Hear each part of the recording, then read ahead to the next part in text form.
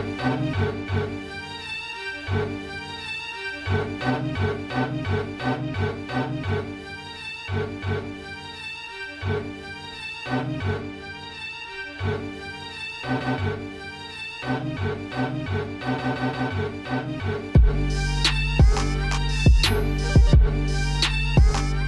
ye, ladies and gentlemen, boys and girls, gather around for another edition of Young Kings Wrestling featuring the Sovereign Soundboard.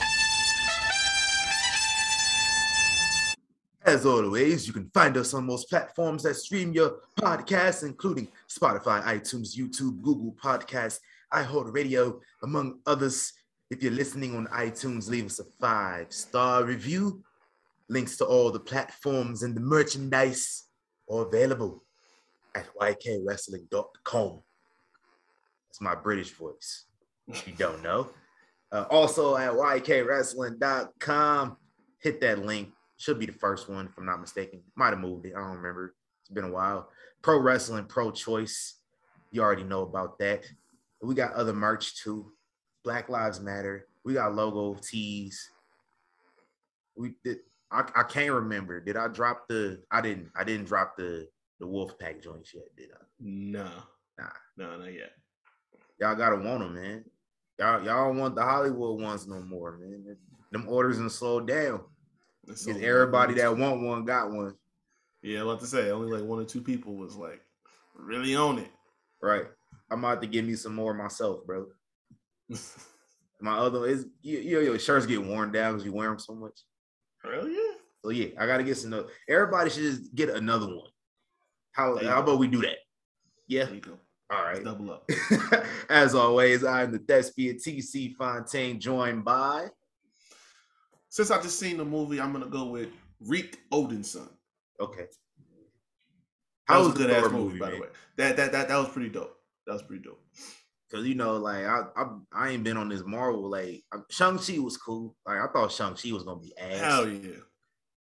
It was good. I was shocked. Like, but I have very low expectations for Black Panther 2. Yeah, I'm getting a little worried now. The fact that they didn't release it in Black History Month again, they're just gonna release it during the holiday season to try and attempt to get some money. Yes, yeah, I don't know. We don't got a king no more. Like how? Like that's why I'm gonna go see it. I want to see how they do, since we don't got a king no more. Since like we finally get a king, and then the king died in real life, so we can't have shit around this motherfucker. Apparently, it's cold, man. I hate it. But yeah, man. So we watched wrestling all week long, and he just watched some Thor. What did I watch this past week, man? I'm gonna go check my letter, but I'm gonna open my letterbox and let y'all know like what movies I was watching this week. I was watching movies, but I was watching wrestling too. I was watching old SummerSlams because it's SummerSlam season, and I started with they went to LA for like 6 straight years for SummerSlam. Mm-hmm. They probably will never go to a city multiple years in a row for the same event ever again, but I liked it when it was in LA, and then they tried to go to New York like multiple years in a row. Stupid. And then they went to Toronto one time, and then the next time was in Vegas, and now they just do stadium shows apparently.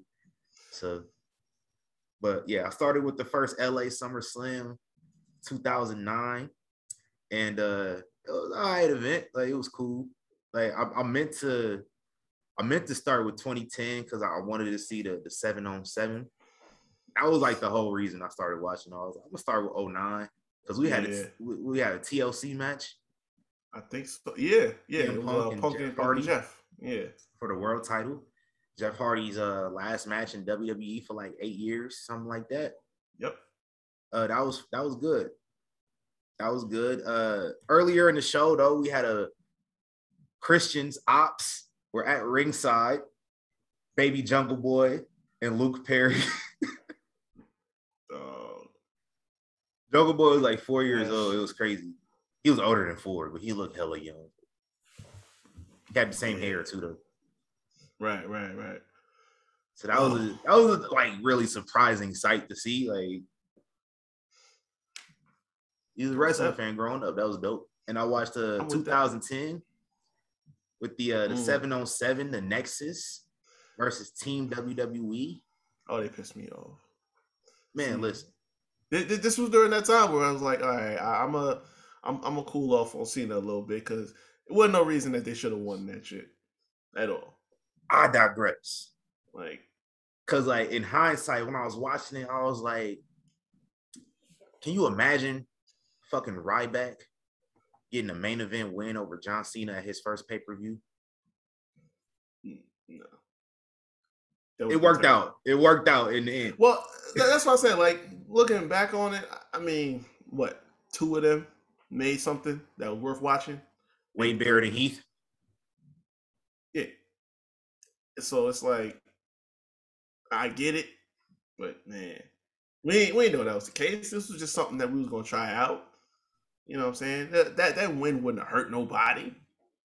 They don't make it. But you still got a moment.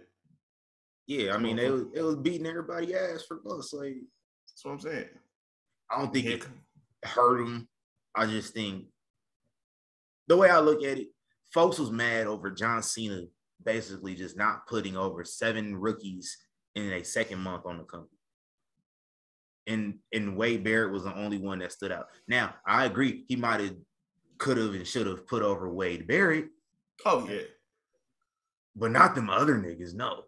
You imagine David Otunga getting a win over John Cena and Edge and Chris Jericho and Bret Hart. Listen, we was just talking about Otunga last week. Like, the Renaissance man did not need this at all. He had other shit going on that was coming up in his near future. Facts. We had Bret Hart, no bumps Bret. Wrestling in stonewashed jean shorts and Team Jordan. Oh my God. That shit was so had a chair spot to get him out the match. And then he wins the US title a couple weeks later. Yeah. So yeah. That was going crazy in 2010. But I started watching 2011, and then I remember the end of 2011 SummerSlam pissed me off in real life. Legitimately pissed me off. Alberto Del Rio cashed in on CM Punk after CM Punk just unified the titles. And here come Alberto Del Rio, who was always mid to me, always from the moment he debuted. So imagine Alberto Del Rio was just a thorn in my side all of 2011 because he won the Rumble. Yeah. And then he won Money in the Bank. God. Yeah. The same fucking year. He won the title twice that year. Yeah. And then like I started watching SummerSlam 2013. And this nigga was the champion at SummerSlam 2013. Oh yeah, he had big gold. And had a match with Christian. Yes, he had a match with Christian that Christian should have fucking won. Yeah. Because for some reason, I gotta go. I don't remember. Was he a face? Was Del Rio a face back then? Yeah. Because Christian was a face too. Wait, no. He had just turned heel because that was the year Dolph cashed in on him and they did the double turn because Ziggler had the concussion. So right. They had the rematch and Del Rio kept fucking him up after the match. That's true. So that turned him heel, and then Dolph was a face anyway because of that reaction alone. But like that flipped Del Rio back heel again. So yeah, he was a heel going into this match. Yeah, so this dude Del Rio, the fact that I was confused, which means this dude had zero heat because the crowd was not booing. He was doing heel stuff. Like he made Lillian Garcia announce him in Spanish. So I was like, that's a heel move. Why nobody booing him? He had like a small section. They were LA, so it was probably a small section of Mexican fans that was fucking with him. Oh yeah, easily. So I heard them. I heard no heat. Yeah, I would like to. This is a great example of hyperbole, but Alberto Del Rio is the biggest waste of time in wrestling history. Oh nah, I don't know if it's that. I think it's out of all the accolades he got. Like I said, he won the Rumble and the Money in the Bank the same year. I don't know, man. It's a lot of people that's on that list. Talk about waste of time. Rumble, Money in the Bank, Shit. all them world titles. Who bigger waste of time? Oh man. Don't worry, I'll wait. The fact I hated him the moment he showed up. His ring announcer was way more over than him. Biggest waste of time in wrestling history. That is true. Ricardo had way more spotlight than fucking Del Rio. I'll give him that. The cars he came on in was more over than him. Oh yeah, because he was pulling the idea of Alberto Del Rio versus, listen, the dude himself can wrestle, but everything else didn't connect. On top of him being a terrible human being in real life. Yeah, that ain't help. That ain't help at all. No. That shit was bad. One more note from 2013 SummerSlam. No, Cody Rhodes was over as fuck, and I never realized it. Like, I thought he was just like, decently over. But I understand now.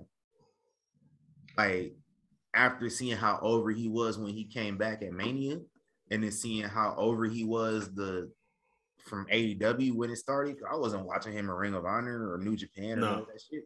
I wasn't watching him in Impact. Nope. So, like, seeing how over he was with AEW, I just thought, motherfuckers was being extra like they do. But nah, he was, because 2013 he beat Damian Sandow and the crowd went crazy like he just won the world title. It was a good story. Yeah. Shout out to Damian Sandow. I used to love that. That's who I was thinking of when I was trying to think of getting back to what happened to that boy. I was thinking of some people. That's who I thought of. Okay. There's some context. He had so many good gimmicks too that was over as hell. And then Mizdow? Yo, that was the one.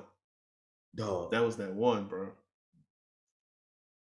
Now I'm just thinking about it like, damn, how y'all not take advantage of that, bro? I'm telling you. That was so over. It'd be like Ezekiel. That's why, like, when Ezekiel first started, I was just like, damn, this is so good. It's gonna be a shame when it won't matter in a couple months. Exactly. I know how they do. And it's already getting to that point too, by the way. Right. And it's like you got Kevin that's driving this. Cause he is fucking killing it with the way he's doing this shit, losing his fucking mind. Just like with Miz. Miz was driving that shit because he was that big of a heel, and it was offset by Mizdow just being that stunt double every single move he made. Thanks. But we just gonna let that shit fall. And the build up to Mizdow too, because he tried multiple different disguises and shit before he found one that stuck. Yeah, they should have won the tag titles or something. They did. Did they? Yeah. You remember? I don't remember. Mizdow coming out with the toy belts because Miz had both real ones. Okay. Yeah. You're right. And he had the slammy and everything like that. Yeah, man. That was a time. Y'all tripping, man. And they just said, fuck your WrestleMania moment too. Because Big Show gotta win it because he's Andre's son. That was that goofy shit, bro. What was that, 2016 Dallas? 2015 in San Fran. Yeah, you're right. I remember that. Because that match was on the card, wasn't it? Mm-hmm. No, it was on the pre-show. Was it? Yep. What Andre was on the card? That was 2016 Dallas. Corbin? Yeah. Okay. And the first one in New Orleans. Cesaro? Yeah. That was on the card? Mm-hmm. I think it was like smack in the middle of it. Yeah, I know there was one that was like the second or third to last match on the card. I think that was it, yeah. All right. They was hyping that shit up heavy. Yo, I don't want to ruffle no feathers. But we talking about waste of times. Cesaro. Whoa. What you talking about, fam? Hold up. Hold up. What did you say, nigga? The king of swing? The Swiss Superman? What is this blasphemy you speaking, sir? I'm just saying, every time they tried with him, listen. All right, this is why we don't try. Bro, that man is a bout machine. They just don't want to give him, the right pieces. Like pairing him up with Paul Heyman, it was a good idea at the wrong time because you already had him he was managing Brock, who had just broke the streak. Punk, fucking and Curtis then Axel. Punk, exactly. It was like there was too much going on. Like you spreading him too thin. He wasn't gonna have the time to do that. If you would have done that like a year later, when all the rest of them kind of fell off, Punk was gone, Curtis was not doing shit, like that would have been a little bit better. But it's like we tried to do too much too soon. But giving him a solid manager so he don't have to do too much talking, just let him fucking wrestle. Ain't no reason you can't make Cesaro a guy, a top guy. But you don't want to do that. We just like, oh, he can wrestle. Throw him in this match, that match, and just let him entertain some people and then send him home. Like, no, motherfucker. We can't do that. It's weak. They ain't give my man a chance. They ain't give my man a solid chance. It's terrible. Cesaro was only good when he had Sheamus with him. He was great when he had Sheamus with him. But that's what I'm saying. Like that was a solid Dutch pairing. Mantel could help this man. Well, I mean, Dutch was there for Jack because Jack needed it so bad. Like it was like if we talking about wasting time. Yeah, I was about to say. I was just about to say that we on the same page. So I was like, hold on, wait a second. Now that he might be a bigger waste of time than both of them dudes I just named. Right, like he a waste of time where he at now. Exactly. If it wasn't for Dutch, we might not have seen that man for the rest of that year and beyond. Like he would have been gone a lot sooner if Dutch hadn't showed up to save his ass. Dutch showed up and this man got a world title match at Mania. Like we ain't gonna forget that. That happened. It's Googleable. And we listen. That was the night before Dolph's cash-in. You're right. Because he retained it. That happened and we let it happen. Mm-hmm. That happened and we let it happen. No, it wasn't against Jericho. No, it was Jack and Jericho and Edge had a match at Mania. 26. Yeah, 26. Yeah. And Swagger cashed in that SmackDown after. Mm-hmm. And it was that might be the worst successful cash in I've ever seen. Yeah. Now I'm trying to think. At least for the men. Yeah, they wanted this man to be Kurt Angle so bad, and he had no personality whatsoever. Dog, this nigga name was Jack Swagger with no swag. On the real, that segment that he did in the ring when he had all his like trophies and plaques up in the ring, and he was like just going over all the shit that he done in his athletic career. Like nobody gave a fuck. Nobody was booing. Nobody was cheering. They was just sitting back, going to concession stand, get their food. Like nobody gave a fuck about this at all.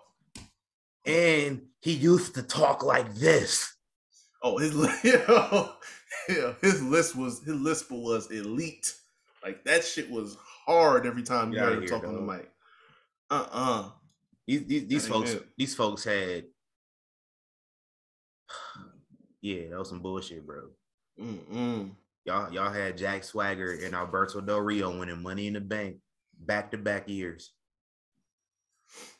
Terrible. Jack Swagger was such a bad Money in the Bank, they had to do it again a couple months later and have two of them. Yo, that's a good catalyst for that too. Now that I think about it, that's all bad. We had 3 Money in the Banks in the same year. Tragic shit. And the one at Mania was the worst. I'll say that's how bad it was. Because the thing was, Money in the Bank at Mania worked so well, but they stopped putting it on the right people. Like Punk doing it 2 years in a row was a narrative, and it helped where we ultimately got to with him. But it's like, and he wasn't supposed to win it, but 1 year, right? And you had too many. Hold on, real quick. CM Punk's first one might be the worst. He got the worst title reign out of anybody that's ever successfully cashed in. Oh yeah, I'll say that because they just. I know Money in the Bank was like 2 weeks ago, but yeah, I'm sorry, y'all. They took it off him for really no reason. Like, I don't remember if he was actually hurt. But no, he was not hurt for real. They took him out before he never lost the championship. Right. He was that bad. It was a transitional period. Honestly, the only reason he won the title was to get the belt back over to Raw, and he held it for like 4 more months after that. Three months. Yeah. It was when the draft used to take place in June. Well, really, both of those world title reigns when he had the Money in the Bank were bad because the second one, he pissed off Taker because he didn't want to wear a suit. He trashed that motherfucker in like 10 minutes in Hell in a Cell. If that. I think it was less than that. Well, I ain't gonna put that one because like the second one, he had beat Jeff because Jeff Hardy beat Edge in the ladder match. That feud was great. And then I guess Jeff won it back. Yeah. And then Punk won it back in the TLC at SummerSlam. Right, yeah. Yeah, that feud was solid. Yeah. So, like, that feud was way better than everything CM Punk did the first time he was champ. Yeah. The dude never main evented a pay-per-view. He had some of the most worst matches on any show. He was overshadowed. This dude was on a show with Batista, JBL, John Cena. Mm-hmm. And he was the champ. And nobody cared because everybody else should have had the belt over him. I think Jericho was over there. Shawn Michaels was over there still. All these dudes over there. And you got this little skinny dude from ECW that just came over from ECW. And you mean to tell me the crowd wasn't really watching ECW like that? They probably didn't even know who he was. It was just like, oh, he's Money in the Bank. Yeah. They needed to get the belt. They did some bullshit, and Edge beat Batista, and Edge had the title over there on SmackDown. Yeah. And they had to figure it out, and that's all that was. Yeah, that's why I couldn't really get down with Punk back in the day neither, because it was just like, all right, he's a good talker, but, you know, not to have Vince goggles on. Not to have Vince goggles on, but it was just like, yeah, he don't really look like he gonna be it. You know, the thing like me, I used to watch a little bit of him in Ring of Honor. So I was familiar with him. Like when he was at what was it, WrestleMania? Yeah, John Cena's entrance. He was on in the car with the. And I remember I did the Leonardo DiCaprio. I was like, ooh, that's him. Yeah. That's him. I know who that is. I think we got some unfriended business going on again. Yeah, I don't know what's up with this shit. This camera business. Hey man, it's all good. Hey, we're gonna hit the fundraiser. We're gonna chip in. We got the camera. I know we've been saying this for a while. But no, yeah. I seen CM Punk at Mania. I did the point. I was like, ooh, I know who that is. Mm-hmm. And then like he debuted on the main roster a few months later. I was with it. He had the undefeated streak. I was a CM Punk stand from the jump. Yeah. That was a waste of my time because nowadays though. Oh, Phil. Yeah, man. It's like you grow up and you get older and you realize like, all right, man, at some point you gotta let that shit go. Some people just never want to. Like, I'm not even 30. I'm talking about a 45-year-old man need to let some shit go from 10 plus years ago. Look, what we say about Brett all the time. It's like, listen, he's a great dude. That's why he liked Bret Hart so fucking much, man. He always complaining about the same shit that he been complaining about for about 30 years. Like, I heard Bret Hart signed another contract, though. I heard that, too. I don't know where he gonna pop up. Damn. Like when is he supposed to be? It's Y'all, like a merch. y'all dick riding the hell out that man just from the sign back. Yeah, that's what I'm saying. Like he just. I heard Mick signed another contract too. Mm-hmm. That Mickey was talking all that shit on Twitter just to sign back. Look what that money make a bitch do. Real shit. Oh man. So speaking of news, what other news we got, man? Like we gonna call this segment from henceforth, because you know we royal from henceforth. Mm-hmm. The royal address of rumors. Yeah. How about that? I like it. So Big Bailey, SummerSlam weekend in Tennessee. We're supposed to be getting that. We need to be getting that. I won't accept if we're not getting that. But that's like the yesterday that came out, because she gonna be out there. But that's the case. I need her to run it back with Bianca at least one more time, because we got unfinished business. Nah, give me that I Quit match we were supposed to get last year. Exactly. We got. I don't care. Y'all figure it out. Facts. Gotta have it. Cause I listen. I ain't gonna lie. This Becky and Bianca stuff. It's starting to get there. Y'all gotta wrap that shit up, B. The sign is real simple, B. It says wrap it up. Wrap that shit up, B. Yeah, I'm tired. I'm real tired. Y'all got like one more match. Like, you know, when you driving and like you see like your car get on E, you're like, yo, I can go one more place before I need to get some gas. Mm-hmm. That's where we at. That's where we at in this feud. Yeah, I've been more tired, on that. Man. I've been tired. But yeah, that, and so we should wait to get some clarification on this and some people that got facts. But the TV-14 thing, we're done with PG apparently. Pat talked about it Friday night, so you heard him drop a little hint about it. So that's coming. Pat was ribbing supposedly. I don't know. I feel like he would, but maybe not. When he got a mic in front of the crowd, I don't know.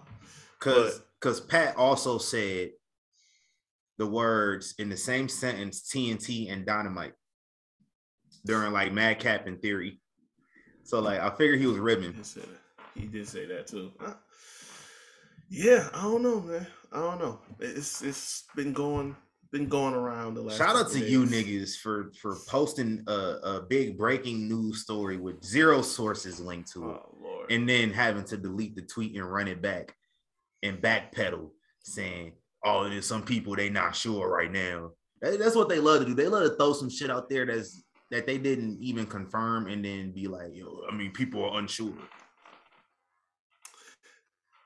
I'm just gonna take 2 seconds to get this off my chest. That motherfucker has one more time to come at one of my favorites with his bullshit speculation that y'all pay money for. Was it $13 a month? $13 a month. $13 that y'all $12.99 to be exact. For speculation. He got one more time to do that shit with one of my favorites, and we got the scrap. Fuck COVID. I got hands for this nigga. I'm just saying. Io Shirai never once said she was leaving, going back to Japan, going to Stardom, none of that. And she came out to address the bullshit because he up here talking that shit. Talking about, oh, she might be going back to Japan and shit, whatever.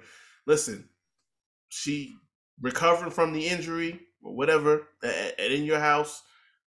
She may be back, may go to the main roster. She need to go to the main roster at this point. Like, we done been... Man. She done got her master's, doctorates, everything at NXT. We don't need to do nothing else there. But listen, man, leave my names alone. You did this with Andrade before. This is a long list. But we're gonna stop this shit. We're gonna stop. You ain't qualified to give motherfucking rules on the fucking game, you fucking bozo. Thank you, Funk. Anyway, shout out to Funk Master Flex too. Facts. Because I seen a post he posted on Instagram this past week, and it's how I've been feeling about some of these rappers. The rapper specifically that he was addressing is how I be feeling. So it's good that other people feel how I feel, especially the ones that's more qualified than me. There we go. Anywho, getting back to the story that's been coming around the last month or so. Big Vince and his wild ass. Some more stories coming. Mm-hmm. Didn't say what it was yet, but we got some more stories and some more ex-employees being interviewed about their time in the Fed. So this is a sick Negro. Damn straight. We got Surviving Vince McMahon coming out real soon. Oh no, don't say that. That'd be all bad. Because you know, listen, they're gonna come back and they're gonna interview all these people that used to work there. You know, it's bad. They're gonna feel like shit. It's out there now. I might as well talk. Yeah, shit, I already got my $12 million. That's what I'm saying. Like, we're gonna have that. We're gonna have some of them that's gonna be capping. Like, some shit happened that never really did. Like, you know, there's gonna be some cap from some vengeful people. Oh yeah, of course. Oh, I didn't. I didn't get a push. You know what I'm saying? And I didn't get this. But let me just say that my thigh got rubbed up on, and you know, next thing you know, I rejected it and I was off TV. No, that's not what happened. But plenty of that gonna come around. You see, they what was it, Netflix or something like that pulled the deal that they had that they was gonna make the doc on it. I saw somebody from Fightful say that, and so I'm inclined to not believe it. That makes sense. These niggas made a Ted Bundy documentary, bro. What the fuck you mean you can't make a Vince documentary? Yeah, man. Yeah, that's that phony outrage shit. Like, oh, we don't want to be associated with this. Okay. Y'all, listen, Netflix, y'all are in no fucking space right now to decline shit that will get your subscribers up. I'm saying. Y'all need to better release that documentary. The fuck? I'm about to say, y'all don't want to do this. Speaking of cap, Cody Rhodes is out here capping. He said doctors have not given him a timetable for when he's going to return for injury.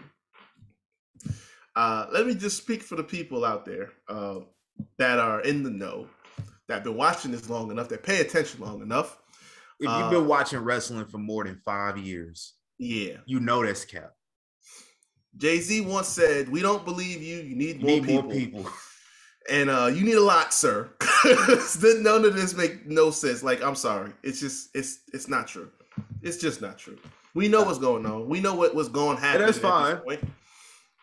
It's fine. I've been hearing Cody Rhodes cap for the last 4 years now. Yeah. Yeah, that's true. I mean, we all have at this point.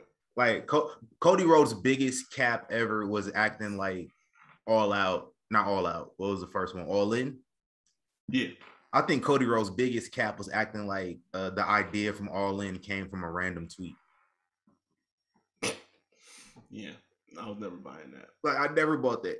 I felt like it was something they was planning well before then. Maybe the tweet helped push it along. Yeah. But they've been thinking about that for a minute. It had to be. Cody Rhodes be capping a lot. That's like he was capping and say he has no hard feelings towards AEW. I know you got a little bit, bro. Yeah. Niggas forced you out. The fact Cody left shortly after CM Punk showed up. We don't need you no more, bro. We don't need you no more, bro. Like, nigga got CM Punk and Bryan Danielson. Cody was out the door.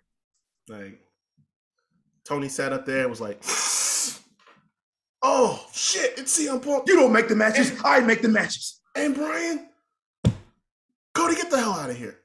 We don't want you anymore. Go. Just go.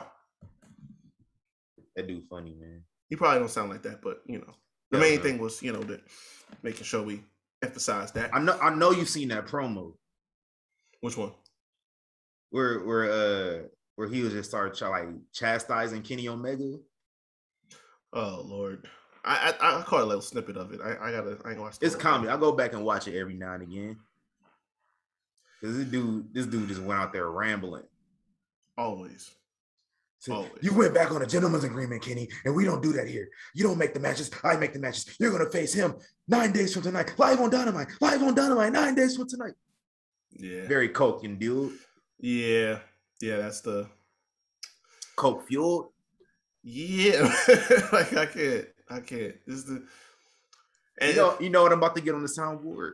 What? I'm about to a sound of just a big ass sniff. Yes, that's all I'm gonna get. Yes.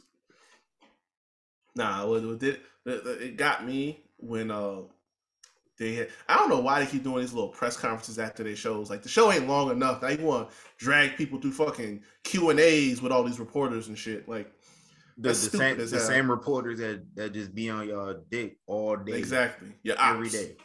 Your ops. Yeah. But no, like Cesaro was back there after he debuted, and this motherfucker was crying on his hugging up on this nigga. Cesaro, big ass hug, boy. Oh man. No. The fucking hug that he gave to fucking Kota Ibushi. Oh man. Not Kota Ibushi. What's the nigga? Okada. Right. Both names start with a K. I'm sorry. He was that. I know the difference. He gave him that hug like the dude that saved you from getting bullied. Yeah. It's like them kids was picking on me all day. Mind you, bro. Hugging is not a custom in Japan. Right. So Okada's just standing there just looking real at uncomfortable. You like fuck is up with you? It's crazy. That dude funny. Man. Is like if he wasn't such a sad individual, he would actually be a comedian. Yeah, man. But it's just sad. It's just it's a dude that I don't think had a lot of friends growing up, but he had a lot of money. He didn't. He didn't at all. He's 40 years old. He's 40 years old. The asshole gene runs in that family. Oh, this nigga daddy is an asshole. For real. I'm saying, you know, Shad Khan be on the same type of time, so it's just. Oh, y'all think Vince is a bad person? Listen, man. At least Vince has shown to care about his employees, past and present, because that's all he got. So naturally, I think over time you develop a family type bond with a lot of the people that you travel and work with for decades. Which is why he has so much admiration for Undertaker. You know, I think like a lot of, and this is not me defending Vince McMahon or nothing. I'm just, logic. I look at, business over personal relationships is kind of Vince McMahon's motto, which is why apparently Sasha Banks and Naomi are not contracted no more. It's not been confirmed yet, but I mean, I think if somebody making appearances at Comic-Cons and stuff, they probably don't work there no more. So that might be all the confirmation that I need. But I'm digressing because Vince McMahon has, in the past, shown that he's cared about Sasha Banks, and Sasha Banks is publicly thanks Vince McMahon all the time. Exactly.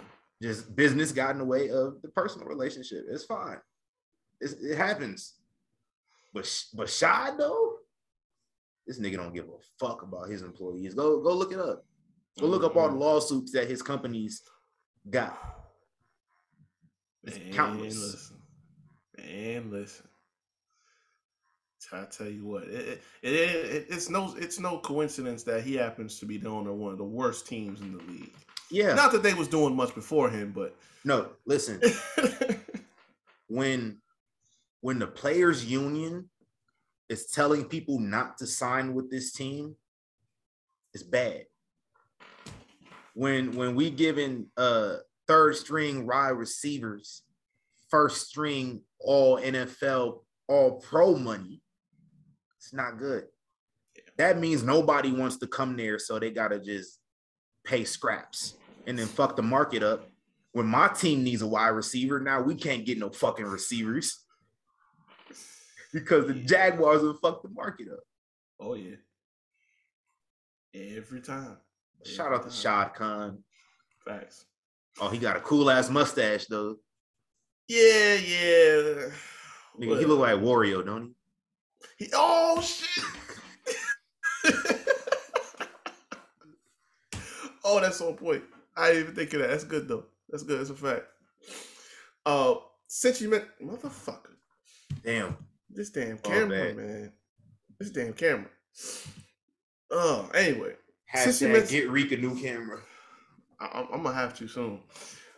Since you mentioned her, Sasha Banks got some rounds going in the news too, and I thought this was funny because people really blew up about this. So her price for appearances is said to be in the 5 figures, about $30,000 for her to show up. And it was some people that was really in their feelings talking about, oh, who does she think she is, da da da da. And I saw somebody post about it because it was like, first of all, we're not just talking about some just random wrestler. We're talking about one of the best female talent in the business today. In the business. Ever. That's number one. Number two. WrestleMania main eventer. Yeah. That's driving her price up. Off rip. Yeah. World champion in WWE. Just being in WWE in general is driving the price up. Yeah. Let alone everything she did. She's one of the most marketable stars the company has had ever in the last 8-7 years that she's been there.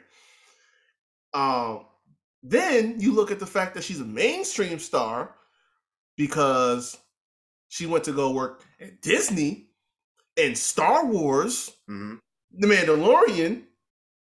So regardless of the size of the role and everything, she was still in that shit. Exactly. So now we got crossover appeal. Plus she had the intro to the national championship game back in January.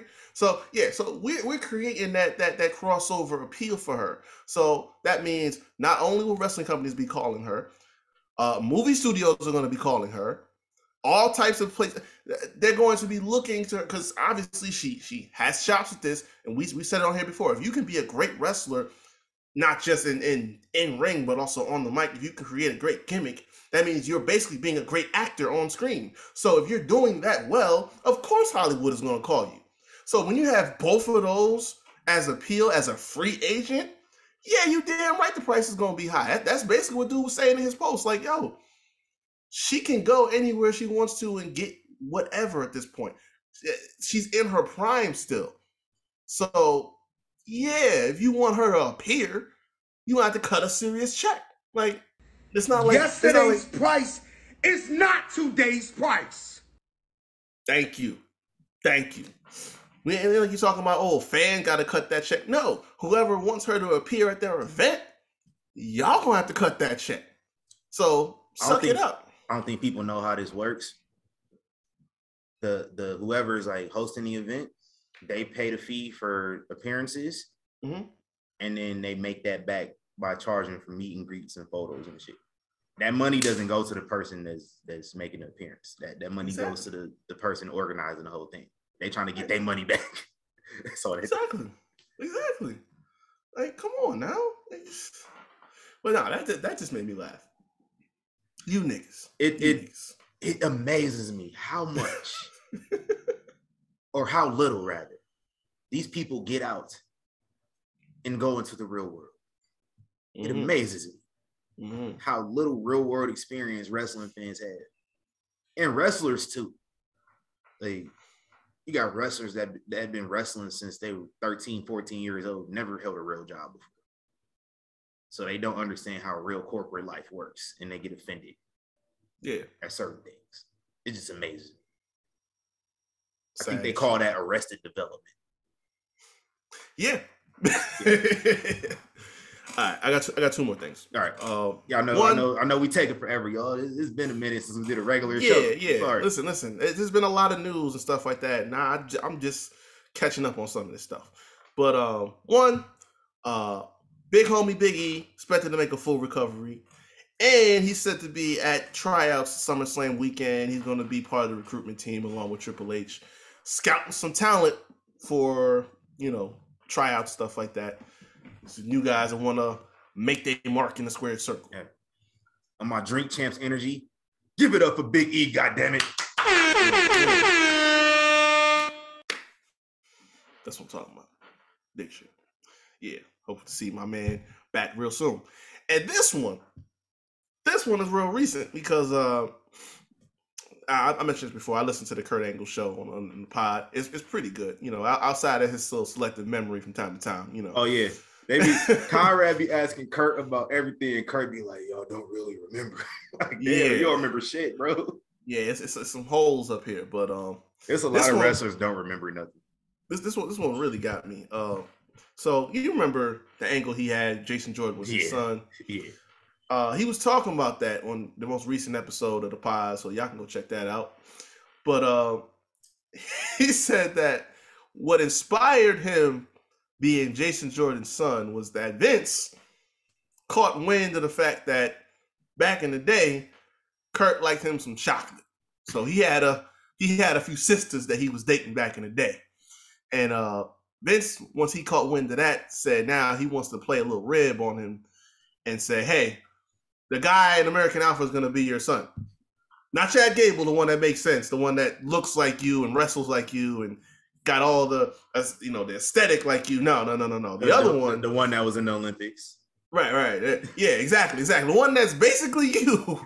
We're not going to go with that one. We're going to go with this one over here who don't look anything like he could be your child. But we just going to fit it in there because we know about you. Basically, this is Vince doing a rib, and he said it was kind of like back in the day, he cut a rib on him for having Kurt Angle basically be a sexual predator on Booker T's wife.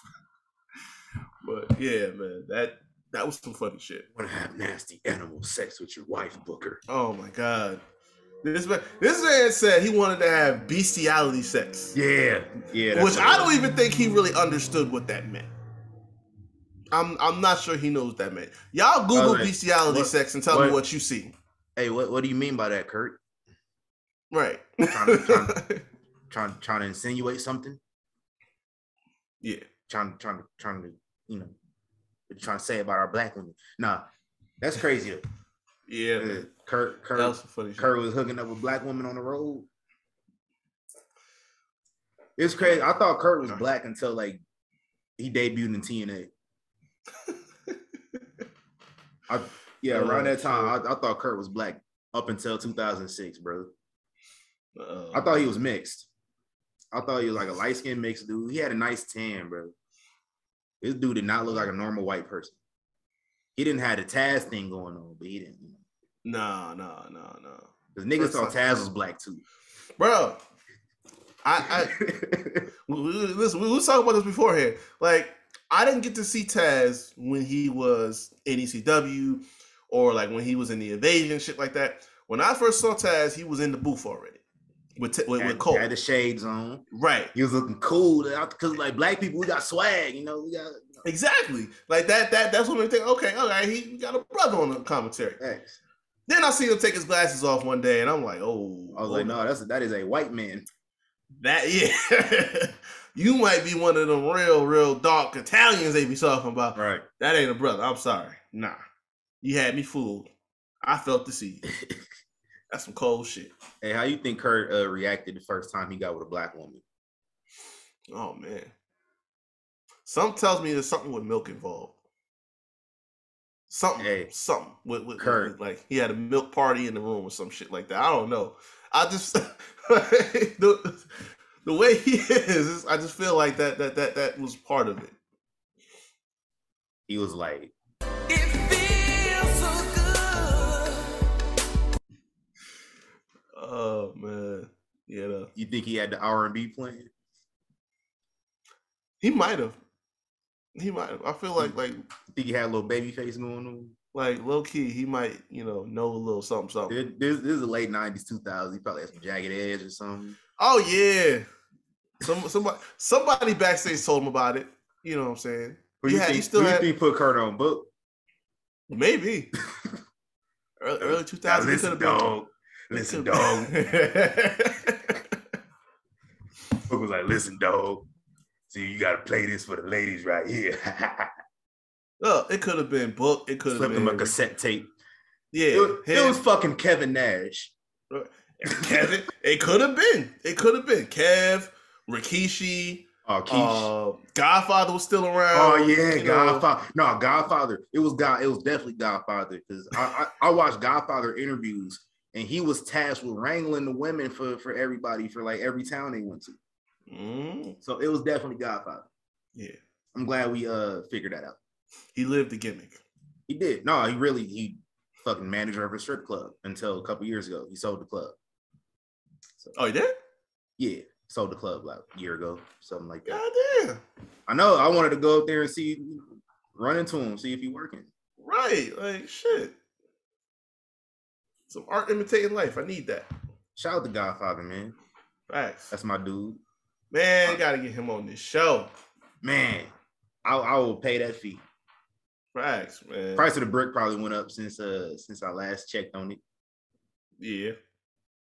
Because like, I was trying to get him to say something at a little event like last year. He wasn't having that. I asked him. He hesitated the whole time. He hesitated. He about to say no. Mm-hmm. And then he said no. He was like, "You get some pictures of me though." I got a couple snaps of him. Yeah, I'm like, oh, you ain't got some money for me. We ain't gonna talk about none of this here. You ain't talking money. I don't want to talk. Yeah. Shout out to Young Dolph. I gotta hit that Dolph. I gotta hit it. Yeah. Hey yo, let's real quick. I think I don't know how long we've been recording. It's been a minute, but let's talk about this week a little bit. Where are we gonna go first, man? All right. Because depending on how one of these go, depending on how the conversation goes, I might get in the rant territory on one of them. Oh shit! I ain't gonna say what it is yet because I don't know if it's gonna happen. I had a peasant of the week, but I did. Listen, I'm not gonna go into detail before. I had a peasant of the week. Okay. It was an alumni edition. Oh shit. But I just didn't want to give it the time that it deserves. But I'm just gonna give them the accolade because they've already been peasant before, both of them. Chavo Guerrero and Chris Jericho. I'm packing the air, this gas what?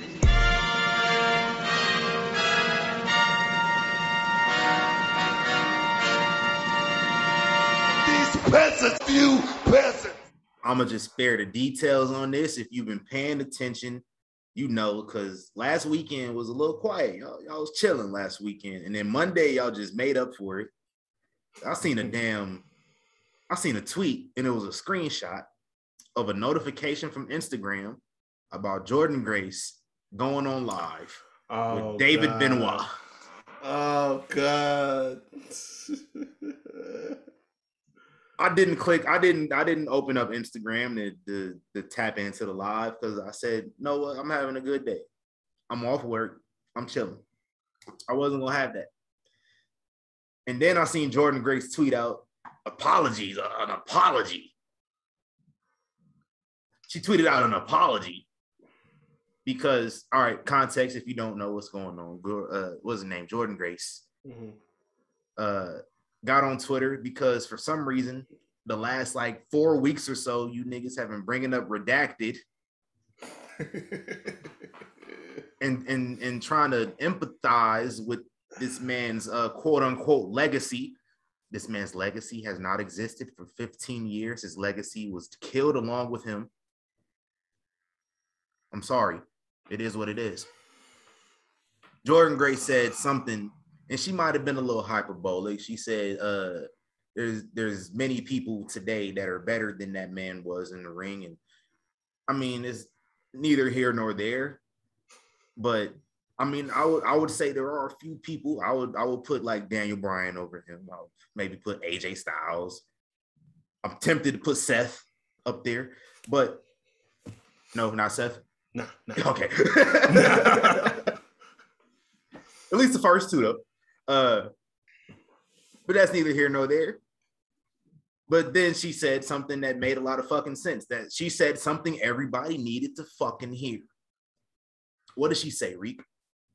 She said, I'm paraphrasing, I don't know exactly what she said, but she said, basically what I'm saying, what everybody needs to hear. This man has no legacy. his legacy died with him, pretty much. And then she had the other tweet about wrestlers being better. And then I think that's the one that pissed people off more. Yeah, of course.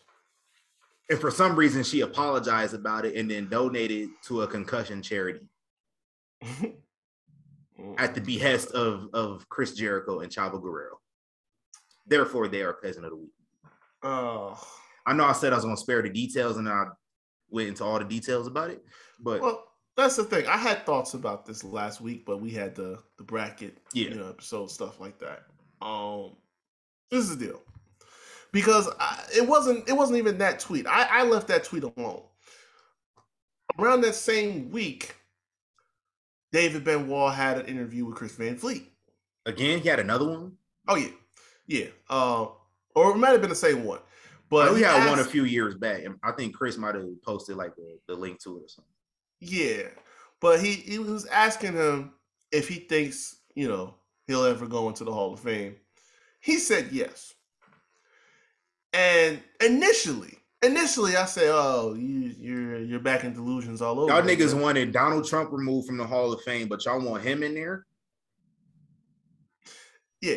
Initially, I had that. Oh, y'all wanted Warrior removed from the Hall of Fame, but y'all want this nigga in there?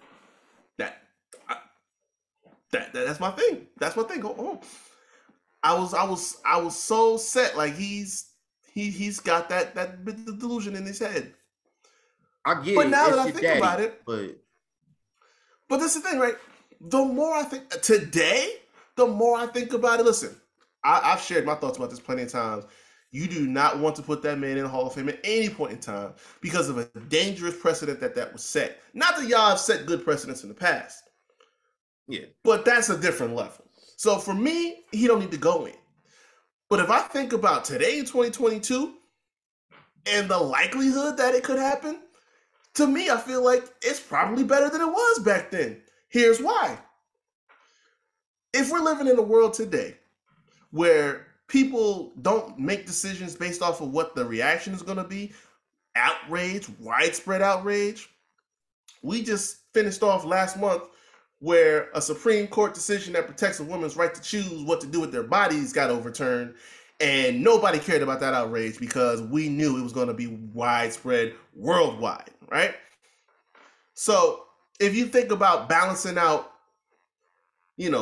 there's a lot of wrestling fans. There's plenty of us all out there, right? But if you look at priorities, who's going to be more mad? That section of people that, had all their fucking rights taken away, or people that see a monster essentially getting put into a place of acclaim because of his career, right? So that when you put the two of them together, one's always going to take one over the other. But the other one, and this is what really got me.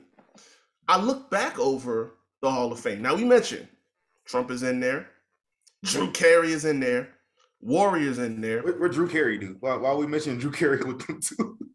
He's in the Hall of Fame. No, I mean I'm saying like there's Trump, there's Warrior, and there's Drew Carey. Yeah. There's people. One of these things is not like the other. There's people that don't need to be there. Period. But then, so it's just the fact that Drew Carey's just in there at all. Drew Carey didn't do nothing wrong. The issue. If we're talking the issue of legitimacy in the Hall of Fame, you got people that don't need to be in there at all. But then if we're gonna get more serious, Sonny's in the Hall of Fame. How many times has Sonny been arrested over the last year? Sonny did kill somebody. Exactly. But that was after the fact though. And she has been arrested this year, the last year alone, maybe 2 or 3 times, and that's just in recent time. Yeah. That's not counting arrests from the past. And one that really got me, Jimmy Snuka got inducted in 96. Does anybody remember what happened 13 years prior to that? I think that's another one too, because it wasn't like super public knowledge at the time. Mm-hmm. We didn't have no social media, nothing like that. Yeah. So like, I think like retroactively, I think you probably should have removed Jimmy, but they don't talk about him at all, really. For those who don't know, this was 83, where his girlfriend he killed his girlfriend. died. Yeah, I was just saying, we know what happened. He killed her, but he was arrested and he got charged for it. And years and years later, they've been searching for the truth about it. The reality is, like, this is not an OG situation. We know what the fuck happened. But again, if we're going to talk about legitimacy, there's no leg to stand on. So if you're going to keep him out for the sake of trying to keep, the Hall of Fame in good standing, then it doesn't matter. We're not doing that. Yeah, if you're going to do it because it's the right thing to do, okay, fine. But don't sit up here and try to say, oh, we don't want to sully the Hall of Fame like you try to do with China, like Triple H did. Don't try to say we're trying to sully the Hall of Fame by keeping them out. Just do it because it's the right thing. Yeah, I think that's what they've been doing the last 15 years because it's the right thing. It has nothing to do with the Hall of Fame itself. It has everything to do with the fact that they don't want to be associated with the guy that tried to fucking destroy the industry. Yeah. Like, if y'all was following the coverage as it was happening back then. Oh yeah.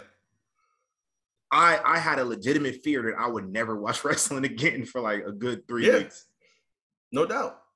Like he almost destroyed. Like it was so much. Like then you had like fucking Nancy Grace showed zero grace to wrestling before it, and it was, man, she was salivating. I know she was in the fucking them pre-show meetings.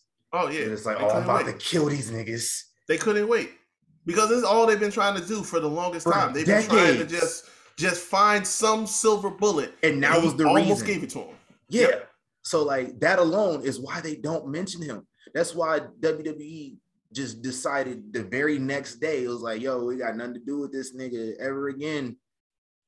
Yeah. And then like coupled with the fact that I think if you really investigate what was going on, you find out that the dude, like a few weeks or a few months prior, fucking Roddy Piper was telling a story about how like there was like at a overseas tour, and he just seen this dude at a bar just crying his eyes out. No idea what was going on.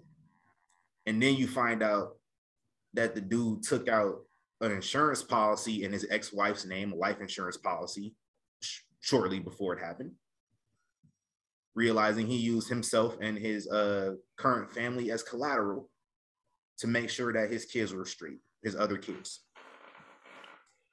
That's Googleable. Mm-hmm. So I'm just saying, all this whole excuse, oh, he wasn't in the right mind, CTE, this nigga was in the right mind. Yeah, man. I remember, and like all this stuff, I'm finding out recently too, by the way. The Roddy Piper thing, the insurance, I found it out recently. That wasn't brought up in Dark Side of the Ring, if I remember correctly. I do remember though, the Google searches. We talk about things as Googleable. Oh, he was using Google that weekend. That came out during the first thing in news, his Google searches on his computer, looking up stuff that was relevant to the things he did. He was in the right fucking mind. I don't give a fuck what y'all got to say. So I would like if y'all, excuse me, I would like if y'all stop trying to humanize this motherfucker. Yeah. Because it's dead. Yeah, I don't. It's over. Y'all can go watch his matches. All his matches in WWE are available to watch for $5. Yeah. That should be good enough for y'all. Yeah. If that's what y'all want to do, that should be good enough for y'all. But stop trying to make fetch happen. It's not gonna happen. That was one of the movies I watched this past week too, by the way. Right. I don't like to engage in that whole he's still this, that. Listen, two things can be true. Yes, he had a great career, but like you said, it died with him because of what the fuck he did and how it was done. He was abusive for years. His wife tried to divorce him like 3 years prior because of abuse. And then like just bringing up the dark side thing is a long ass conversation I didn't mean to go into, but looks like we went into rant territory. Watching the dark side, and they brought up William Regal, and now I'm thinking of William Regal after that and how he reacted to it during a little testimonial. Said nothing positive about him, was very neutral the entire time because one, he didn't know the facts about what happened then, but he knew the facts about things that had happened before because they lived in the same neighborhood. Exactly. So William Regal, probably the only one that's like, he did some shit. And I don't know how to feel about it because I don't know yet. And I will wait to see. William Regal had the best approach out of every fucking body. Just keep it right here. Yeah. But the thing was, it was in his eyes. Because his eyes was telling you, I know some shit. Yeah. But I'm not about speculating or putting stuff out there. It's not my place to comment on it right now. Yeah. Especially like I can't really understand what was going on in that locker room that day. But yeah. Enough. I'm actually over this conversation. So I'm about to move on. Let's talk about what happened this past week in wrestling. Where are we gonna start at? Because I got something else on my rant on too. Oh shit. I don't think I caught this week's NXT. I gotta watch it, so let's start with that. Oh, all right. We got some rant going on. This is where the rant. Right. This is where the rant might happen. So we start off NXT this past week. That dangerous parking lot struck again because Roxanne Perez is laid out in the parking lot trying to be tended to, and she's in pain and she's screaming. And oh, y'all forgot Roxanne got a title match versus Mandy Rose that evening. We got a wrestling whodunit, but if you are a real nigga like me who pays attention and who has a great sense of discernment with certain people, with certain wrestlers, you already knew who did it. More on that. But first match on the card, we have Apollo Crews. This is a shout out to Powerbomb Jutsu. Apollo Crews versus Black Apollo Crews. Apollo Crews versus Giovanni Vinci. Oh shit. Oh man. No. Yeah. Giovanni Vinci has been different in that ring since War Games. Like he showed me something at War Games back when he was still with Imperium. Mm-hmm. He was doing some crazy shit, and I was like, "Yo, this nigga is cold." And that's probably when they started, decided to break them up at that point. But I'm gonna need y'all to run this one back without Zion Mid getting involved, because as soon as he showed up, my whole care about this match and it was a good match too until he showed up. You talk about waste of time. Yeah, that he has been there's a lot of waste of time in 2.0 the last year. Yeah, I got another one I'm gonna talk about here soon. But next up, we got a promo from Cameron Grimes. I'm actually going after this. I'm gonna skip through a bunch of stuff that happened. But we got Cameron Grimes came out there cutting a promo about basically failing to beat Braun Breaker. And then we get JD McDonald's came out there, and boy, this dude head got bigger since last time he was in NXT. Talk about Eddie Guerrero out here. Yo, so you drink coffee? Do you drink coffee? I drink coffee. Do you drink coffee? I try not to, because I ain't really about it. I'm sure you've seen coffee in the store though. Yeah. This dude JD McDonald, aka formerly known as Jordan Devlin, this dude head shaped like a can of Folgers. It's just square as a motherfucker. Oh shit! I don't understand what his gimmick is supposed to be. He came out wearing something fly though. I ain't gonna lie. He came out wearing a nice little Florida fit. But y'all, I don't know what his gimmick is supposed to be. But y'all can scrap all this. Get this big head nigga. Give this big head motherfucker, in the words of Young Dolph, give him Baron Corbin's old gimmick. The Lone Wolf. Call that man the Dome Wolf. Big head ass. Oh, Gino from Martin head ass boy. Yo. Hey, this nigga head shaped like an oversized acorn, bro. Yo, why you going in? Yo. Oh, man. Hey, he a former cruiserweight champion, ain't he? He is. You know who else is? Hedrick Alexander head ass. All right, I'm done. Oh, shit. But yeah, they got into it though, him and Grimes. And Cameron Grimes, he snuck a old Samuel L. Jackson special past the censors. Mm-hmm. I had to rewind it because I was like, did he say what I thought he said? Yo, somebody talk. Was it you or somebody that was me. Talking about that? Yo, yeah, I'm definitely about to check that after this. Yeah, I don't know if it'll be on Peacock, but it's on my DVR. Oh no, I'm about to say I got it recorded. Okay, yeah, in real time, so I'm gonna find out. Cool. He definitely said that though. I had to rewind it. He said, "Motherfucker, in his Cameron Grimes accent. Mm. I thought he said mother trucker at first, but I was like, nah, it wasn't no truh in that. I had to rewind it back. Yeah, he said that shit for real. So yeah. We also got a Solo Sikoa versus Von Raptor. And this one was like a double count out, I think, maybe double disqualification, something like that. There was no winner. They fought for like a good 30 minutes backstage and through the whole locker room. Like, you had all the women in NXT had something going on, and then they got interrupted by these niggas just fighting in the performance center. I'm just saying, y'all are killing Solo's momentum by the weekly, putting him with these motherfuckers. I'm sorry. That's what I was worried it was gonna happen.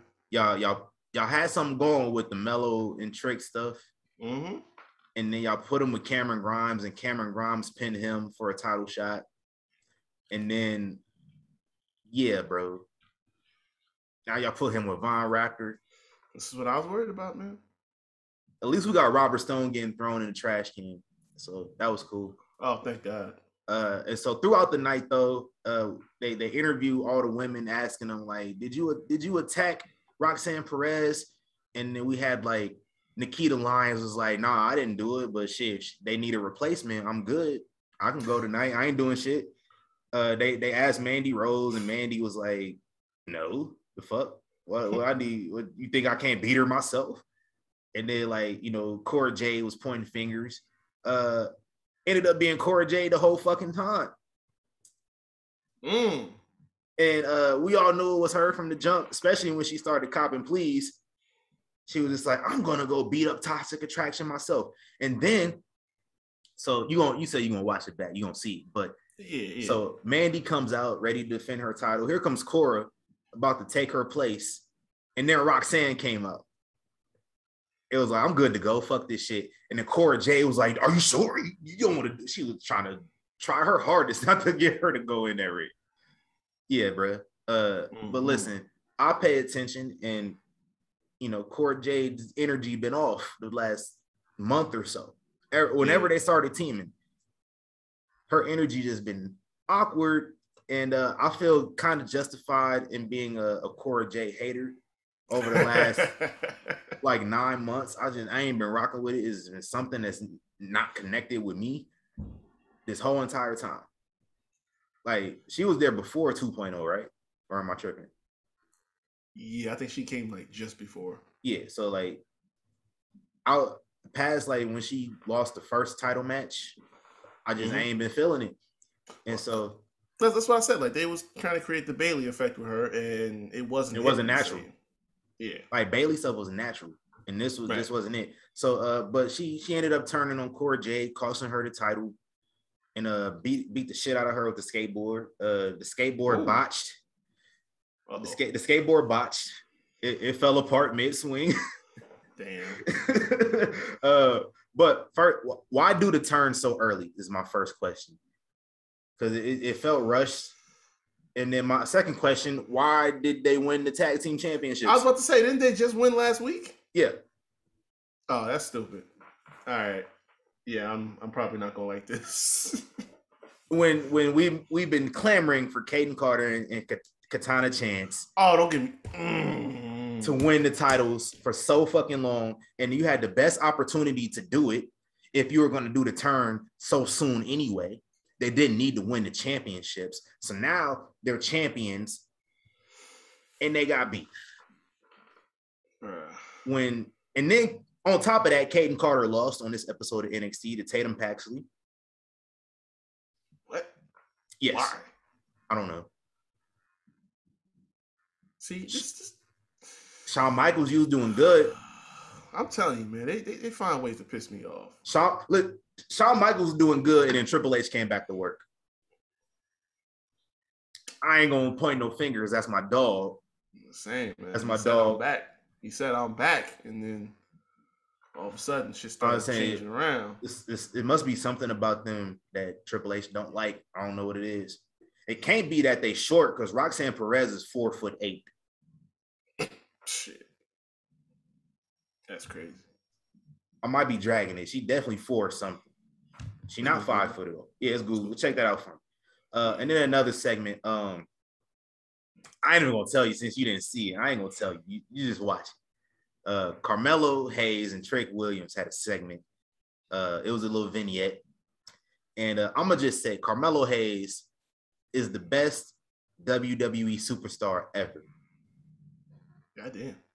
Ever. She's 5'1". She's 5'1". All right. Is she billed at 5'1"? Yeah. Because Adam Cole is 6 foot apparently. I'm about to say, like, you don't be trusting them out here. Right. But no, Carmelo, Trick, listen, they're the best tandem in WWE wrestling history. Wrestling history. Off of this one segment. And I'm going to just let you watch the segment. And I'm going to let you get back to me. I'm going to just say, I've never hit so many Instagram follows in a short span of time in my life. That's all I'm going to say right now. Oh, man. I'm going to let you watch it. But let's talk about Monday Night Raw, though. Brock Lesnar clocked into work today. They say he clocking in next Friday, too. So we clocked into work on Monday. And I want y'all niggas to keep lying about how nobody wants to see Brock Lesnar. Because the last 12 months, 11 months of crowds have said differently. Oh, yeah. We done talking about that. Like, I saw somebody say it on Monday. Still, like, just keep lying. It's not Brock we have a problem with. Like, we're not tired of seeing Brock. Speaking for me, I don't know about y'all. I don't have an issue with Brock showing up on my TV. I never had an issue with Brock showing up. I'd love for him to move on from Roman, but I have no problem. Listen, this Brock is amazing. Like, Brock is you thought Brock couldn't find another dimension to his character, and he found it in the last year. So keep that coming. I ain't mad. Thanks. So we got Brock coming out there. The crowd was hot, and Brock was playing with him, playing along, and Brock is good on the mic. Like, right. for what it is, like for being Brock Lesnar, this dude held his own on the promo. I don't know what tribal hog mean or nothing, but yeah. Here come Paul Heyman, and then here come Theory with Money in the Bank, and then Brock got jumped by the Alpha Academy, and then Alpha Academy and Theory, they got their ass cooked, man. He got his ass cooked. He got cooked. Adrian, you didn't go down like that, huh? He got cooked. And yes, Theory also got cooked later on in the show in the main event, because if anybody keep a check coming, who is it? If anybody keep a check coming, it's Dolph. That man, that's random as hell, but you know, I'll take it. I ain't mad at it. Dolph Ziggler keep a SummerSlam check in his back pocket. Oh yeah, hell yes. Dolph Ziggler won't show up the whole year. SummerSlam, he show up. He didn't show. Bobby wasn't there neither, right? Or Robert? Robert Roode? No. No. I thought you were talking about Lashley. I was like, yeah, Lashley was in the match. Yeah, no. Yeah. His partner or whatever. Fuck. Yeah. He wasn't there this time. He was there a few weeks ago when they pulled up on Theory, but yeah, I didn't think he was. Yeah, so I'm hyped about that. Get my dog back. Yeah. So shout out to him. We got Miz and Logan Paul, and I love the Miz, and I love Tommaso Ciampa. I'm just saying, Tommaso Ciampa is the Miz's last resort for a partner because Logan Paul is not fucking with bro. I don't understand the Miz and his current iteration, the A-lister, the most must-see segment in WWE, the most must-see reality show. I don't understand the Miz begging for validation from an Instagram YouTuber. I don't get it. All I'm going to say is just be prepared to queue up the piping in some bitches line, because they're going to be piping in a lot of noise when this motherfucker show up, because for some reason they want to try to act like he's going to be a face when he shows up here. He is not going to. There's going to be a lot of loud noise of negativity when this dude shows up because they don't fuck with him. We'll see tomorrow. He's going to be there tomorrow. So We'll see about that. That piping noise is gonna be real. Facts. Also, shout out to the first ever Universal Champion, Finn Balor. You listen to the show because you for the last 3 weeks or so, you've been saying what we've been saying about Rey Mysterio for 2 years. You're a bad father. My man. Salute to him. Talk Real to this talk. nigga. Talk your shit, man. We need Edge back ASAP though, because I'm not fucking with this. Judgment Day has cooled off significantly. Yeah, it don't feel the same. And it's nobody's fault. Yeah, it's nobody's fault that they've cooled off. Like Rhea Ripley got hurt, and then that just stalled their momentum. Yeah, and they've just been kind of treading water since then. Yeah, whatever they had planned, obviously, is gone completely off to the side. Because so Edge needs to come back soon. Rhea was supposed to have a title match and everything like that, and I don't know how that was going to affect the rest of them, but no. But yeah, Edge is definitely the dude in those vignettes. If it wasn't obvious already, you see the back of his head, like you see the hair, Mick Foley's flannel on fire, like they're making it obvious. And then OG Randy Orton shirt.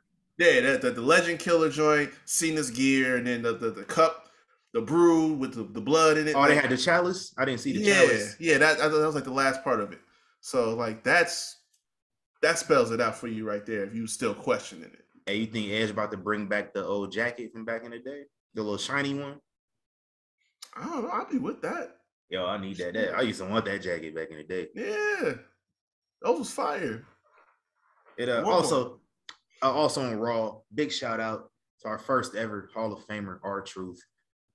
I always enjoy seeing him working a main event program. So he's working with true main eventers, man. He's working with the Bloodline. And they the main event. The Bloodline in Omos, aka. Oh, me? Oh, it's your nickname. It's your nickname. I thought you was giving the soundboard. No, it's your nickname. Omos, aka Nickzilla, aka Big Black Nigga. There you go. He working with the Bloodline too. Mm-hmm. Love to see it. And let's wrap this up with SmackDown. Got a promo from Pat McAfee. That boy was on fire. Whoever thought an announcer would be this popular, bro? Bum ass Baron Corbin. See, I was talking about Pat running from the grind last week. Corbin whooped your ass. Yeah. I think I said this. I thought he was a fan. I was from where I was sitting at in the crowd at Money in the Bank. Right, yeah. And I was triggered because I was like close to the floor. Mm-hmm. And like maybe an hour and a half earlier, the police was over there. Oh yeah. I heard somebody some shit jumped off earlier, right? So when I see Corbin jumping Pat, I'm just thinking the worst right now. So shout out to Pat, keeping kayfabe. He went to the UFC show in a neck brace after that. Right, yeah. But yeah, so Pat didn't show up last Friday. I'm thinking he's scared. And now I find out Corbin, he the one that's scared. Talking about, man, I ain't fucking with you till SummerSlam, dog. So anyway, why you running? Yeah, why you running? Why you running from the ground? Also on SmackDown, we had the New Day dressed up as the Viking Raiders. Probably the worst segment I've seen the New Day in since the old day. Damn. They can't even get the Viking Raiders over, bro. Like the Viking Raiders can't get a reaction when the New Day come out dressed like them. That's how bad this is, bro. Terrible. I thought the heel turn was gonna save him, bro. And then they got jumped by Jinder and Shanky. Jesus. Before we get, since I mentioned heel turn, before we get there, I want to go back real quick. All right, hold on, real quick. Let me just say one more thing about the Viking Raiders. I think it's time to just speed up the inevitable and let them boys, give them boys enough time to show up at Wrestle Kingdom or something. I'm about to say the future Endeavor list. Yeah. At this point, it's inevitable. Now, real quick, right after Pat does his promo, he brings out Liv and she has a match with Natty. I don't give a fuck about it. That's not what I'm here. It was the interview after. Match was decent, by the way. I ain't gonna lie to y'all. It had Natty, so I wasn't paying attention. But no. See, afterwards it was an interview in the ring, which, by the way, I need y'all to stop doing. Let the people get to the back. Let them do their interview. No, let that adrenaline calm down. God damn. Yeah, like y'all just be bum rushing these people right after the match. It's annoying as hell when y'all do that. But anyway, Kayla did something that struck me as a bit odd because she gonna sit up here and say, I noticed that your victory wasn't as dominant as Ronda's over Natty last week. And I'm like, hold up, Kayla out here turning heel? And then I got to thinking about it. Kayla been saying some real suspect shit a lot over the last year. So no, both of these, him, the old boy, the Irish dude, Kevin, and Kayla, been just real sassy for like 2 years now, knowing they can't get touched. That's what I'm saying. Like, yo, y'all don't get it twisted. Like, y'all talking a little too greasy out here. Like, y'all can't get hands. We need to go back to the days where people used to start smacking announcers or interviewers backstage when they talk crazy. Like, you know, right? Y'all remember what happened to Michael Cole? Don't want that, you know what I'm saying? But you know, like Victoria and Lita used to smack Maria around when she started saying something stupid. Like, we need to get that back because y'all are taking liberties. That's the difference. Maria was trained. Kayla Braxton, Kevin Patrick, they not trained. So they walking around like they Pac. Yeah, that's not cool, man. That's not cool. I thought Fredo Heyman had that in check on Talking Smack like 2 years ago, but see, like, because Heyman, he at least can hurt you with words. You know, he kept her in check with words. But now somebody need to get physical with these people. Yeah, got to. WWE needs to mandate everybody has some wrestling training so they can get touched. Right. If they get out of line. I'm gonna need Kayla to catch it at some point. She keep talking greasy, and Kevin, Corey. Kevin. No, Corey, I heard he cleared. Corey is trained and he's cleared. Yeah, no doubt. Somebody definitely Montez. I need it quickly. Oh, I'm saying. Especially if we going back to TV14, I just need Corey to say something real wild, real stupid on Raw 1 week, and Taz just look over like, huh? Hold that cup. Hey, and just start whooping his ass. Shout out to Black Justin for that edit with the Street Profits promo and the sipping on some scissor. Yeah. Hey, man. KY jelly packing ass. That's such an out of pocket ass thing to say on a song, dog. Facts. I first heard sipping on some syrup uncensored when I was like 16. And I heard the KY jelly part. I was like, yo, son. Niggas is wild. When the last time you seen a commercial for KY? Damn. They even sell that shit no more. It's been several years. Niggas is going in dry nowadays, huh? All right. Praying for y'all. All right, what else we have on SmackDown? We had Theory versus Madcap. Oh. I don't make the rules. But y'all was watching Randy Orton versus John Cena 2K22. I don't make the rules. I don't make the rules. Oh man. But we got Sami Zayn came out there after the match, and you know, Sami Zayn, honorary Uce, the Bloodline's #1 fan, over me, apparently. He came out there like, who the fuck do you think you are? You need to show some respect to the Bloodline. And then Theory got his ass cooked again for the 3rd time this week. Madcap cooked his ass after the match. I enjoyed what it was. Like, you know, I think if people are going to complain about not making new stars, which is a lie, and not giving new talent a chance, which is also a lie, we shouldn't complain about when they really, really show us that they giving these motherfuckers a chance. It's up to y'all. It's up to us as the viewers and how we react to these people that's going to show like how they're really going to do. Because if we don't react to it, it's the whole reason we keep getting Brock versus Roman. Because y'all don't react well to nothing when they try to do anything new. That is true. So that is true. Is it Uchi Wally Wally or is it one mic? Which one is it? I thought I had the sound. Here we go. I do. right? Is it Uchi Wally Wally or is it one mic? Is it black girl lost a shorty owe you for ice? Which one is it? Been asking y'all for a long time, man. I don't know what y'all want. They did the most like predictable thing because they're gonna be in Nashville, and they got Jeff Jarrett as the special ref in the tag team title match. I'll get into that. Yeah, we had Dawkins versus Jay Uso, Angelo Dawkins, Jay Uso. Shout out to Dawks, main eventing in the A show, and he got the dub. Show him how it's done, because all y'all about this Montez talk, and y'all be forgetting that he cold too. All y'all talking about splitting up the Street Profits to do this Montez singles push, and y'all forgetting that Dawkins is cold too. And he showed y'all, and he main evented the A show, the flagship show. He main evented WWE's best rated show, and he won. And then Adam Pearce came out and announced Jeff Jarrett. That's JEFF, JARRETT, the original Cody Rhodes. Facts. That's big facts. In every facet. Yeah. The original GOAT Mid Carter, who went and made his own company. I'm gonna say ran off on and the positioned himself as the top dude.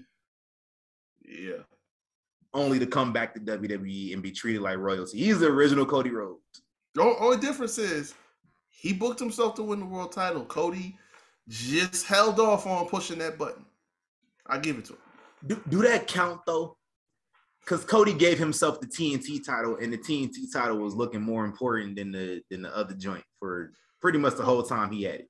For a time, yeah, but I don't know, because you took the biggest star you brought in at the time, which was Mox, and you got it on him as quick as you could. Yeah, Jericho had it, Kenny had it, so it was like, I don't know, you just kind of held off from going that extra mile. You know, he didn't need to have the TNT title either, but it was like, if he's gonna be here, he's gotta do at least something. You know what I'm saying? And at least at the end of it, he puts Brody over. So I was like, I couldn't be mad at it. I would say Cody's worst thing that he did as TNT champion was put Sammy Guevara over. Yeah, that was a dumb idea. Which in hindsight, that dude, man. Yeah, in hindsight, I can see how it was like you just can't please anybody, because if he hadn't put him over, then we'd be talking about that all the way up till he came back to WWE. But now that he did, it's like showing why he shouldn't have. But I don't know. That dude fucking sucks, bro. I'm sorry. That dude has always been like, I remember the first time I seen him. I always bring up every now and again that AEW pool party. AEW, they don't pay attention to the fact that certain things need to happen in certain climates. Like, why are we having a show called Beach Break in Cleveland, Ohio in January? I don't fucking know. Yeah, that's dumb. Whatever. And then they had one of their very first transgression against them was having a pool party, quote unquote pool party, in Las Vegas, which, I mean, pool parties in Vegas, they make fucking sense, right? Hell yeah. Not in the first week of February, it doesn't. Because it's already, like, Vegas is smack dab in the middle of the desert. Like, smack dab. They built civilization in the middle of the desert, and you drive out 30 minutes, and it's nothing. That's how it is. So, when you're in the middle of a bunch of emptiness and it's windy, it gets cold pretty easily because there's like no trees, no nothing to block the wind or nothing. Like, so it gets cold. Yeah. Yeah, pretty much. So it gets cold, and then it only gets colder when you're by a body of water. So imagine cold, windy body of water, and you got me trying to do my best to be the wrestling version of Hoops Hype during our first couple of months in existence. Man. Like, y'all forgetting Young Kings Wrestling is like 2 weeks older than AEW is. Damn. Like literally 2 weeks. So that's crazy. So like when we first was getting started, I was trying to be everywhere. So like, I heard AEW was doing a little event. I'm there with my phone, recording it. I got some good stuff. Yep. So I had to have my phone out, no gloves, and it's windy by a body of water. But anyway, I'm digressing. That was the first time I seen Sammy Guevara. And I saw him, I was like, who the fuck is this dude? He's a wrestler. Mm-hmm. Put your tongue back in your mouth, bro. What the fuck are you doing? What the fuck is that ugly ass panda on your head? What is that shit? Yeah. It's just gotten worse. I don't like the guy. I get that he's a solid, in-ring worker, but the other shit I just have never been. The way I feel about Sammy Guevara is the way Matt Riddle feels about Matt Riddle. Damn. I just don't publicize it as much. That's I want to say that's gonna make for some interesting content going forward. Like he's easily one of the reasons I stopped watching AEW. Damn. Because sometimes I be wanting to tune back in sometimes, and then I see, oh, he back with Jericho again. Oh, turning this shit off. Oh. Then I see the shit Jericho doing. I really turn it off. Oh my God. I seen a picture of these niggas. I could not point out anybody besides Jericho and Jack Swagger. Right. And I was like, are those the niggas from Everrise? And it was 2.0. And then everybody was like, oh, Daniel Garcia's in the group. I can't tell who the fuck Daniel Garcia is from a can of paint. Hey, man, listen. Everybody, I be trying to give AEW a chance. Y'all be on my neck sometimes when I be on the Twitter page on Young Kings Wrestling. Oh, always. Y'all be trying to be on my neck. Like I don't really watch it. I have no choice but to know what goes on because that's all y'all be talking about. Mm-hmm. I'm not gonna stay off. I'm not gonna not log in my timeline and tweet just because AEW's on. Like, so I see it. I keep up a little bit with what's going on. Hey, I'm say this. Shout out to Still I Rise because y'all said they were doomed after they fall out of NXT, and they still alive. Still I Rise. That's why I call them that. But no, I enjoyed them young boys, man. Yeah, me too. That's what I'm saying, man. Like for real. But it's crazy because Jericho went from being, to me, the most entertaining thing in AEW when it first started to now, like, I don't even get what you're doing, why you're doing it, and why it's even on TV. But it's like, man, that's just where we at now. I'm gonna give y'all like this is how Chris Jericho comes off to me. Y'all know I like, finance guy and stuff. Mm-hmm. So we're gonna go a little bit like this. See if y'all can see that. Oops, my bad. Y'all see that? That's Peloton, right? Oh yeah. Oh man. Peloton is $8.52 right now, right? They done fell off the face of the earth. See that high? Mm-hmm. That was in 2020, right? Yeah. Yeah, they fell off. That's Chris Jericho. That is Chris Jericho. That is Chris Jericho at AEW. Like the stock was, it peaked. Yeah. It peaked at like a level that was like exciting, and then it just hit that roller coaster drop. Oh, ever since he beat MJF, just all the way down. But plug your socials. I think we got all the post plug your socials talk out the way already. Oh yeah. We're gonna be all right. Here. Get that timer set. Yeah. Y'all can find me at Recapvic24 on Instagram and on Twitter.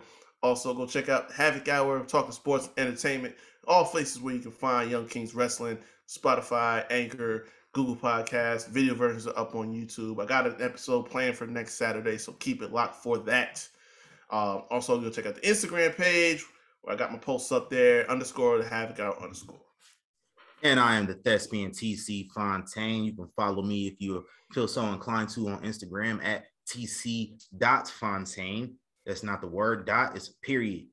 The little thing on your keyboard that's like, it got a little bracket right above it on the keyboard. And it's like a comma next to it. So hit that. Don't type out the word dot because nothing will come up. TC Fontaine on Instagram. TC Fontaine, no periods, no spaces, no underscores over there on Twitter land. And follow Young Kings Wrestling everywhere as well.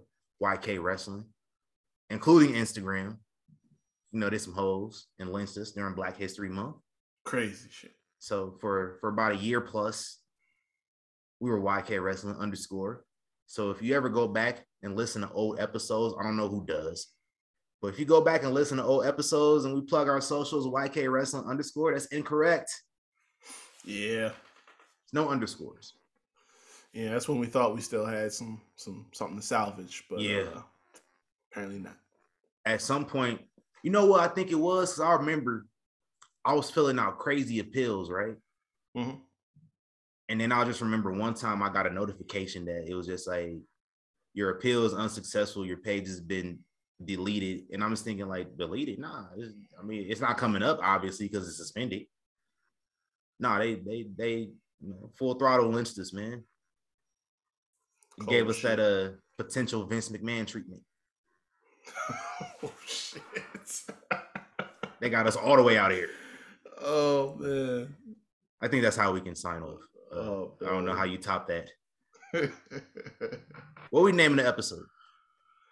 Oh, I had Arrested Development up there. I like that one. I like the hashtag Get Reek a New Camera. That's potential. Oh man, I like Arrested Development though. I like Arrested Development too. Yeah. And I know last week I had to salvage the vocals because I got Justin. I don't think did it justice. That's why his name is Justin and not Justice. So I'm going to do it justice to my best ability. Give me a second. Give me a water break. Oh, here you go. Here it goes. As we sign off, I just want to say, it's never a right time to say goodbye. But I got to make the first move because if I don't log off, you're going to start hating us. Something like that. Something like that. We gone.